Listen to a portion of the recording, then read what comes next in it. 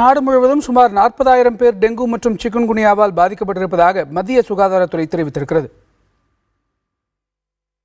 மத்திய சுகாதாரத்துறை வெளியிட்டுள்ள அறிக்கையின் அடிப்படையில் செப்டம்பர் 11ஆம் தேதி வரை நாடு முழுவதும் 36,110 பேருக்கு டெங்கு பாதிப்பு ஏற்பட்டுள்ளது. சுமார் 70 பேர் டெங்குவால் உயிரிழந்துள்ளனர். தலைநகர் டெல்லியில் 1,158 பேருக்கு டெங்கு பாதித்து 18 உயிர்கள் பறிபோயுள்ளன. மேற்கு வங்கத்தில் 6,650 பேர் வரை டெங்குவால் பாதிக்கப்பட்டு அவர்களில் 24 பேர் உயிரிழந்துள்ளனர்.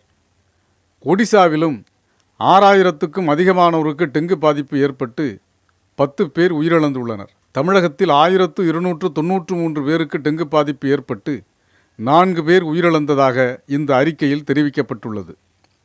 தமிழகத்தின் அண்டை மாநிலங்களான கேரளாவில் 5,000க்கும் அதிகமானோரும், ஆந்திராவில் 980 பேரும், கர்நாடகாவில் 4,065 பேரும் டெங்குவால் பாதிக்கப்பட்டுள்ளனர்.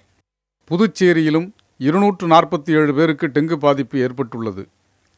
நாடு முழுவதும் 12,255 பேர் சிக்குன்குன்யா பாதிப்புக்கு ஆளாகியுள்ளனர். டெல்லியில் மட்டும் 1,724 பேருக்கு சிக்குன்குன்யா பாதிப்பு ஏற்பட்டு அவர்களில் 12 பேர் உயிரிழந்துள்ளனர். மத்திய அரசின் சுகாதாரத்துறை அமைச்சகம் வெளியிட்டுள்ள அறிக்கையின்படி தமிழகத்தில் இந்த ஆண்டில் 42 பேருக்கு சிக்குன்குன்யா பாதிப்புள்ளதாக சந்தேகிக்கப்பட்டுள்ளது.